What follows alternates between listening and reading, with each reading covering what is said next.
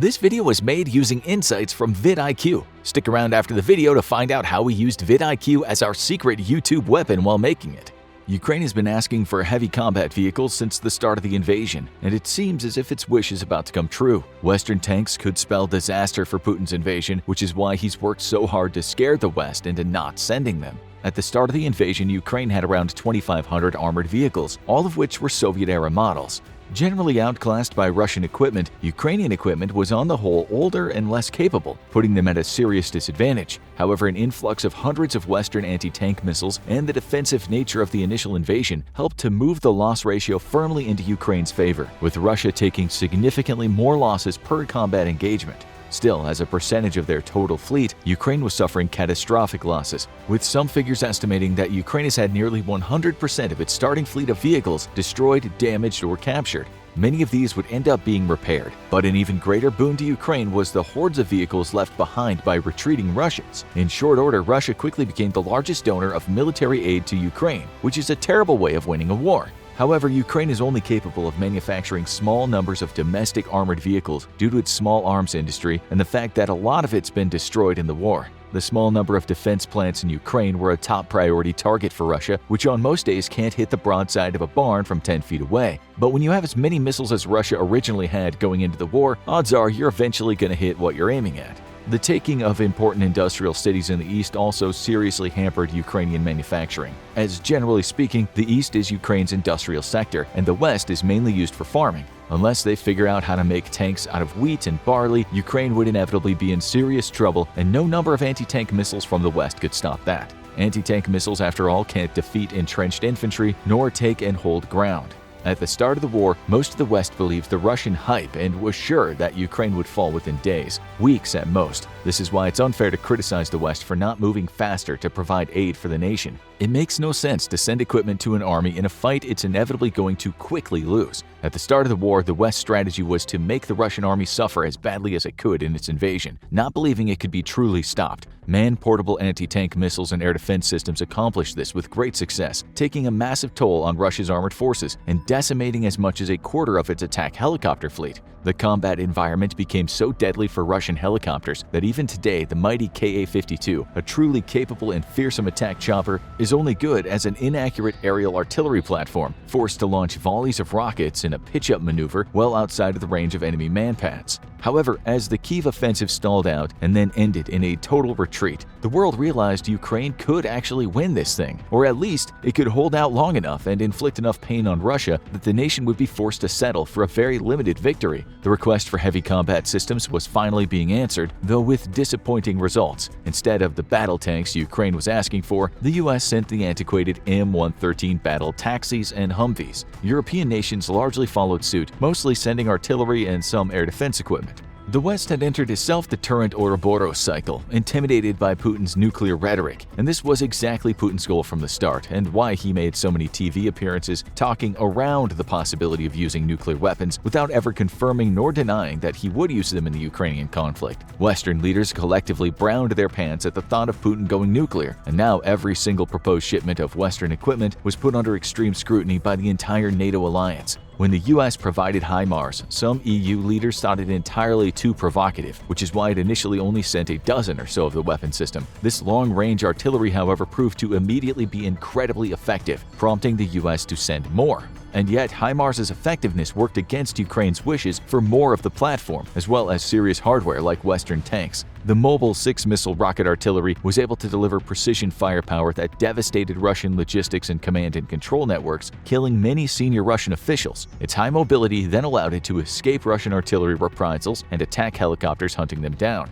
The use of cheap plywood decoys led to Russia claiming to have destroyed approximately 300% more HIMARS than the US had actually sent. All this was putting Russia in a very bad position, exploited to great effect by the September counterattack that retook massive swaths of the east. Putin once more amped up the rhetoric, and in return, the West once more browned its collective pantalones as news anchors moaned about escalation in nightly broadcasts. This ensured that there would be no chance of Ukraine getting the tanks it so desperately needed and wanted. Ukraine simply couldn't win too hard against Russia because it was hurting Putin's feelings. What the escalation narrative fails to take into account, however, is that Putin has already escalated multiple times in his war against Ukraine. More to the point, Putin's nuclear rhetoric is exactly that. tough-talking, saber-rattling meant to scare Westerners, when in reality even Putin isn't stupid enough to turn this losing war nuclear. The US has already promised catastrophic conventional consequences, and unlike Russia, its military actually, well, works. Plus, in order to have any real effect on the war, Putin would either have to use strategic nuclear weapons against major population centers or dozens of tactical weapons against troop formations. Either move would turn Russia into a global pariah, completely cutting it off from the global community and destroying it economically and politically. The West is finally sacking up, though, and we have Britain to thank for that. For the last few months, it's been extremely clear that the West needed to act extremely soon if it didn't want to see Ukraine's gains in September completely reversed in the coming spring. This is because Russia might have suffered truly apocalyptic losses in men and equipment, but its stockpiles of both are very deep. It might not be bringing the best gear to the fight by a long shot, but it's bringing a lot of it. And Ukraine's losses are no longer being replenished by captured Russian vehicles. In short, the West needs to act immediately if it wants to have Ukraine tank crews trained and prepared for the spring fight. Poland, probably because it's the closest to the fighting and historically has been savaged by foreign invaders, was quick to offer up its Leopard 2s to Ukraine, but it needed permission from Germany. As the Leopard 2 is manufactured in Germany and exported under license, Poland would need to secure permission to send the tanks to Ukraine as a term of its purchase agreement with Germany, but also to ensure the flow of replacement parts for repairs and maintenance. However, Germany was hesitant, much as the rest of the West, as no nation wanted to take the lead in providing heavy equipment and being blamed for any potential, quote, escalation.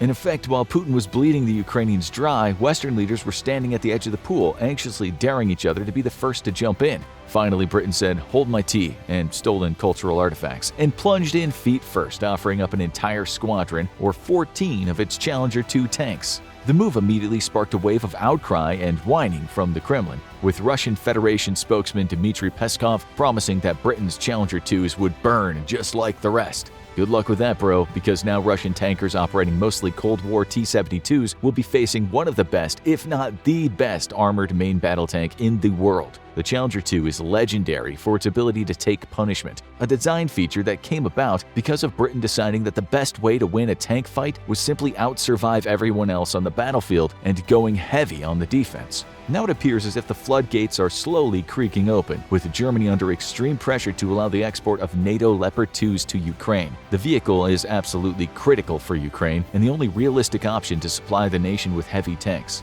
The reason why is because of logistics. There are approximately 2,000 Leopard 2s across Europe in the various armies of the EU's militaries. The US has a comparable number of Abrams tanks and could certainly afford to send a significant number, given that the only real conflict the US faces, war with China, would see extremely little, if any, ground combat. However, unless the US digs into prepositioned stocks, it would have to ship Abrams tanks all the way from the US to Europe, and even if it sends from its prepositioned stocks, like it has with 50 Bradley IFVs it recently sent to Ukraine, it still faces the task of providing logistical support on the battlefield from an entire ocean and half a continent away. The Abrams is a notorious maintenance-heavy monster, and that's no surprise given it's one of the most advanced tanks in the world. But like most American equipment, it's a total prima donna, and only the world's richest nation can actually afford to operate it in large numbers. Which is why the Leopard 2 is integral to Ukraine. Logistics networks are local, allowing for much faster, cheaper, and easier resupply and maintenance for Ukrainian vehicles. Tanks damaged in battle could easily be removed and shipped across the border to Poland, where they could be fixed and then sent back to the battle in a matter of weeks.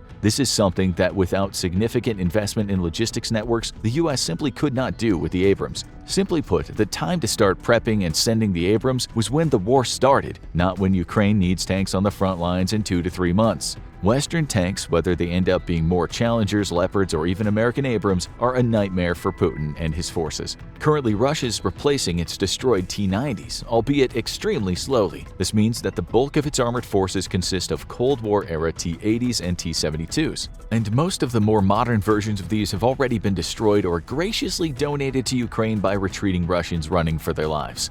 This leaves Russian tankers facing the prospect of having to go toe-to-toe with semi-modern Western tanks, and we've already seen this movie back in the early 90s during the First Gulf War. The comparison is actually incredibly apt, because the West is unlikely to send its most modern variants and instead send Leopard 2s upgraded to around the early 2000 levels at the most. But even if it sends its absolutely oldest models, Western tanks already proved their worth against their Soviet equivalents, with kill ratios between the two sides being best described as hilariously one-sided.